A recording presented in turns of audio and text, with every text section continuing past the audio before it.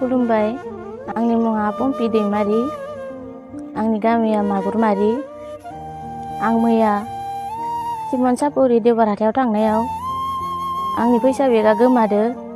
सोरबाफोर लांफ्लांबायदोबा आंनि डकुमेन्टफोरखौ हरबानो जाबाय। आंनि फैसा बेगाव आंनि भटार कार्ड आरो जोंहा मालिकनि भटार card, Aadhaar card, PAN card गासिबो दंमोन।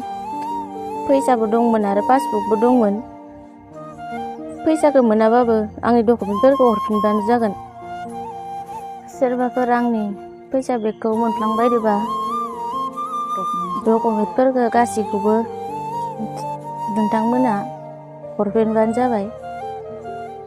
बेफोरबायदि पासबुक, भटार कार्ड, आधार कार्डफोरखौ दर'नो थाखाय टाइम नांगौ, गोबां सम नांगौ। बिनि थाखाय सोरबाफोर मोनसनबायदोबा बेफोर डकुमेन्टफोरखौ हरफिनबानो जाबाय आंनो।